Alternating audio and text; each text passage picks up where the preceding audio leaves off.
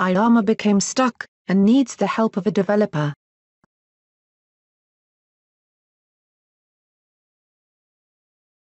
In Part 1, Iama experimented with adding a data source to her contact page, adding text input fields, and assigning those fields to her data source. It was good learning experience, but the end result left much to be desired. She needed help. In this vid, we will try to minimize mouse movement of click this, then click that, and focus more on the basic procedures. Let's take a brief look at where Iama stopped and asked for help. Iama had created a data source, and linked her page to that data source. Then she laid down text input fields, assigned those fields to specific columns in her data source, and added a few text labels. We will fix many items and add a few more. Should I have a submit button? Using a data source just seems so wrong. I don't want robots sending me messages. How do I say thank you? Can I get an email of their message? After they send their message, I want the browser to go back to the home page. Don't forget, I still want the data to go into the contact table. Iama's contact table has 5 columns, with an automatic ID, name, email, message and company. It's very simple, but adequate. She wants submitted messages stored in this table. The developer started by creating a new action, which is PHP. Creating an empty PHP action is simple. We will stop here though, and go to the actual action. Teaching you PHP, which is usually created by a developer, is beyond the scope of this video. Nevertheless, an action that has already been written by a developer may be able to be modified by a careful knowledge worker. We will click Word Wrap, show you the properties for this action, then return and discuss the action a bit more.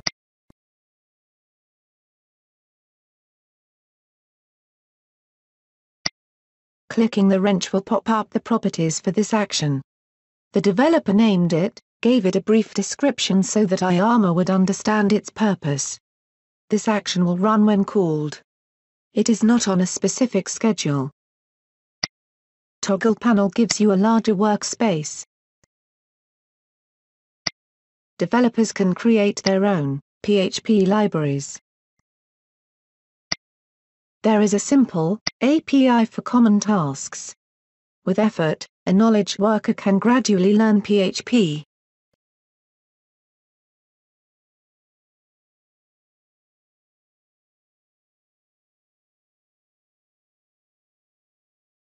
Our developer did not need the API and wrote the PHP from scratch. We will divide this PHP action into bite-sized pieces.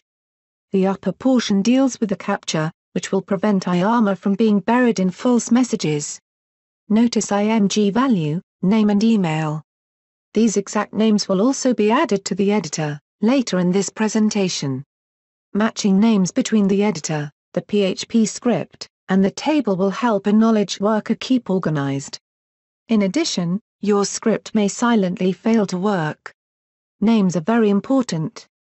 In this case, it is matching a person's init text with the captcha code. If there is no match, they will be asked to try again. Also, if a person does not enter their name or their email address, they will be reminded. If they don't add them and resubmit, nothing will be entered into the table. The expectation is that a developer would create this script, but a competent knowledge worker could at least edit the alerts. Over time, perhaps more. The next chunk focuses on getting the submitted information into the table, contacts. Once again, an exact match of item and column names is important. After insert, the user will be thanked by Iama and redirected away from the contact page into the home, index page.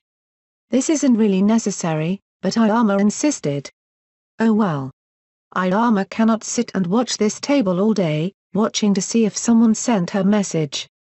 She has other things to do during the day, and given that we have been working on these videos for 3 weeks, and she is still wearing the same pantsuit, perhaps a trip to the laundromat would be in order. The web system has built-in email capability, so she will receive a formatted email after each response. Once again, note that the script is trying to send name, company, email and message. These must match the labels in the editor and the spelling must be precise. Even one keystroke error, and it will fail. By the way, even developers make mistakes. The next image shows what happened as a result of a simple syntax error that was easily corrected. Now, let's look at the editor for the contact page. There is still work to be done. Select her site and open her contact page in the editor.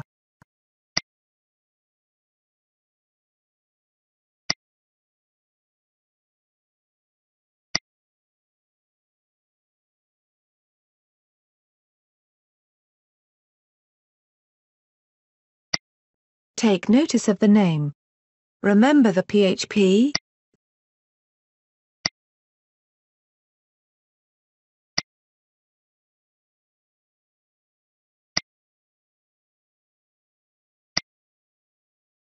Where did this captcha come from? Up here. We only need one, so we will cancel. This is an image she placed. You know how to do that, right? She grabbed this button from up here. This text input field has a bit of JavaScript that is critical to the success of the captcha, and also, the PHP action. A developer wrote this snippet, but look and learn.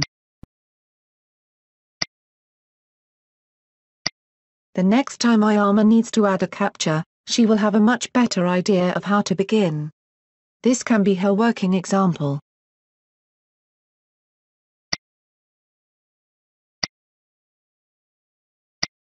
Interesting. The actual captcha does not have a JavaScript event.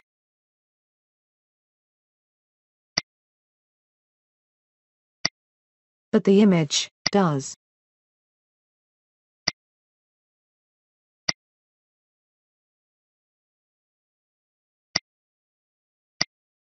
Notice that Iama is not changing anything.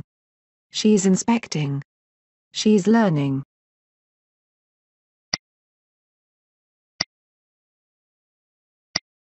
And here is the meat, so to speak.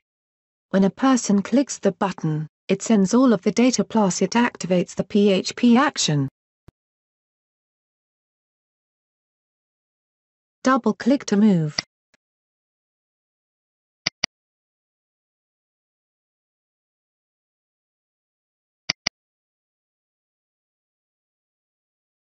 Iama cleaned up a couple of minor text items and we'll notice more in a minute, but right now, let's preview and do a quick test.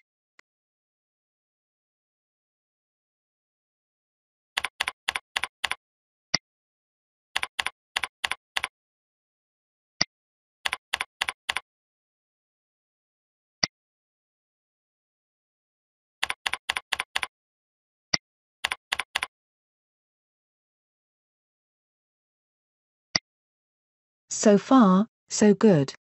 Now she will check her table to see if the data from the form found its way correctly, and also check her email for a message. After submission, she was redirected to her homepage, as requested.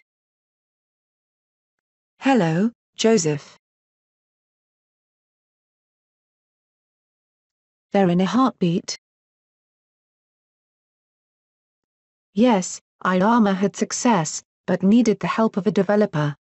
Now, she should go back to her page and try several submissions, including at least one that causes the captcha to fail and another that does not submit required items. This testing is critically important. If she finds bugs, she should contact the developer for help, then watch carefully for the ensuing corrections. This is how she will learn and eventually, achieve a degree of independence. The web system has been designed for people that want to learn and improve their skills for today's high-tech world. We hope that you fall into that group.